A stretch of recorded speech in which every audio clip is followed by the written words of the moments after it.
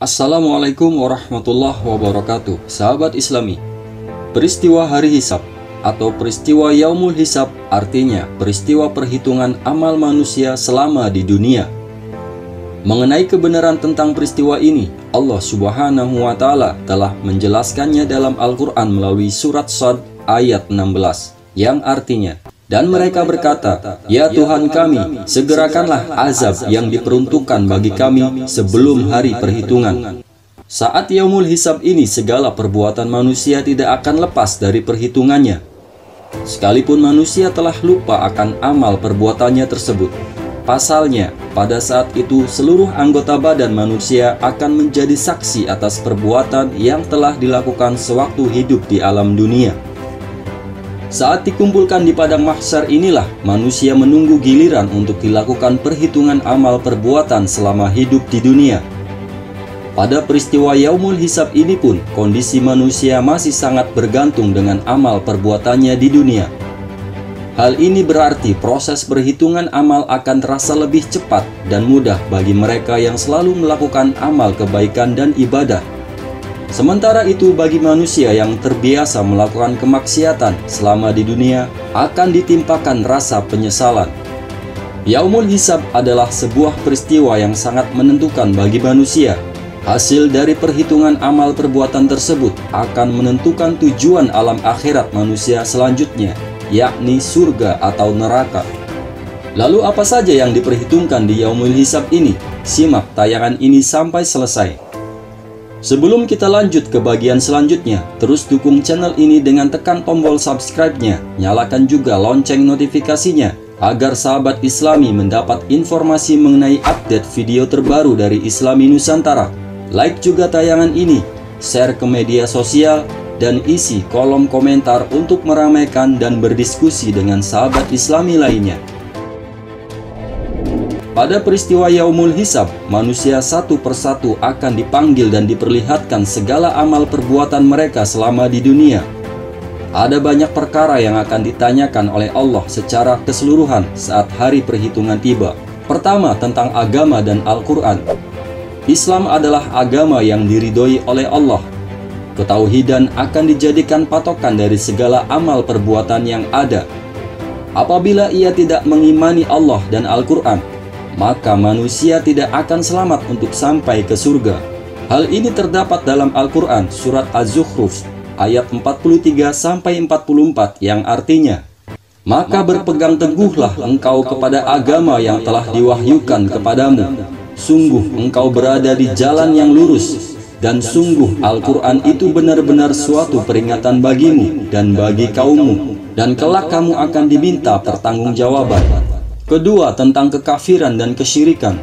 Manusia yang tidak mempercayai adanya Allah dan merupakan penyembah berhala, mereka akan mendapat azab yang pedih dikarenakan kekafiran dan kesyirikannya.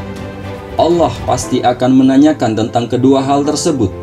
Hal ini terdapat dalam Al-Quran surat An-Nahl ayat 56 yang artinya, "Dan mereka menyediakan sebagian dari rezeki yang telah kami berikan kepada mereka untuk berhala-berhala yang mereka tidak mengetahui kekuasaannya. Demi Allah, kamu pasti akan ditanyai tentang apa yang telah kamu ada-adakan."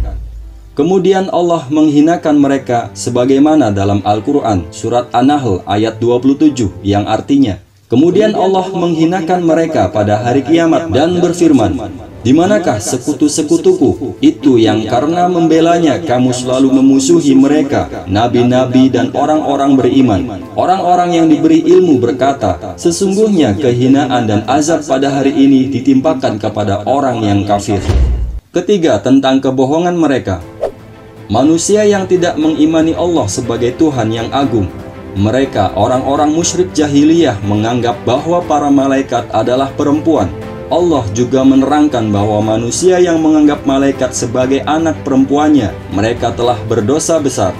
Hal ini terkandung dalam Al-Quran surat Al-Isra ayat 40 yang artinya, "Maka apakah pantas Tuhan memilihkan anak laki-laki untukmu dan dia mengambil anak perempuan dari malaikat? Sungguh kamu benar-benar mengucapkan kata yang besar dosanya." 4. Tentang kenikmatan di dunia. Pada hari itu manusia akan ditanyakan untuk apa harta yang diberikan kepadanya. Apakah mereka menghambur-hamburkan bermegah-megahan atau untuk sesuatu hal yang bermanfaat? Al-Quran Surat At-Takatsur ayat 8 menerangkan yang artinya, kemudian kamu benar-benar akan ditanya pada hari itu tentang kenikmatan yang megah di dunia itu. Diriwayatkan oleh Abu Hurairah radhiyallahu anhu bahwa Rasulullah SAW bersabda, hal pertama yang akan ditanyakan pada hari kiamat adalah kenikmatan di dunia. Dan seorang hamba akan ditanya, bukankah kami telah menyehatkan badanmu dan melepaskan dahagamu dengan air yang dingin? Hadis riwayat At-Tirmizi. Kelima, tentang janji-janji dan kesepakatan. Sesungguhnya segala janji dan kesepakatan akan dimintai pertanggungjawaban. Al-Quran Surat Al-Isra ayat 34 menjawab yang artinya, dan janganlah kamu mendekati harta anak yatim kecuali dengan cara yang lebih baik atau bermanfaat sampai dia dewasa, dan penuhilah janji, karena janji itu pasti diminta pertanggungjawabannya. Keenam, tentang penyesatan terhadap orang lain. Selama hidup sebagai manusia yang bertakwa haruslah pandai dalam memilih pemimpin atau karibnya. Karena apabila pemimpin atau karibnya tersebut berbuat semena-mena dan pengikutnya tidak mengetahui, maka mereka telah menyesatkan pengikutnya. Al-Quran Surat Al-Isra ayat 36 menerangkan yang artinya, dan janganlah kamu mengikuti sesuatu yang tidak kamu ketahui, karena pendengaran, penglihatan, dan hati nurani, semua itu akan dimintai pertanggungjawaban. Ketujuh, ilmu pengetahuan, penglihatan, dan hati. Segala sesuatu yang ada dalam tubuh makhluk bernyawa pasti akan dimintai pertanggungjawaban untuk apa mereka menggunakannya. Al-Quran Surat Al-Isra ayat 36 menerangkan yang artinya, dan janganlah kamu mengikuti sesuatu yang tidak kamu ketahui, karena pendengaran, penglihatan, dan hati nurani, semua itu akan dimintai pertanggungjawaban. Ibnu Katsir menjelaskan bahwa Qatadah berkata, jangan katakan aku melihat, padahal engkau tidak melihatnya, atau aku mendengar, padahal engkau tidak mendengarnya, atau aku mengerti, padahal engkau tidak mengerti. Sesungguhnya Allah akan menanyakan itu semua padamu.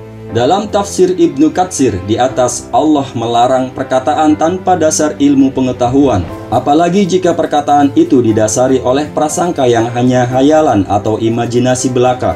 Allah berfirman dalam Al-Quran Surat Al-Hujurat ayat 12 yang artinya, wahai orang-orang yang beriman, jauhilah banyak dari prasangka, sesungguhnya sebagian dari prasangka itu dosa.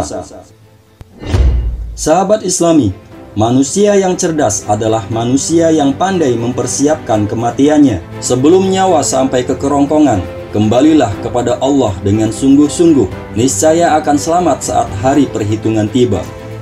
Wallahu a'lam bishawab. Wassalamualaikum warahmatullahi wabarakatuh.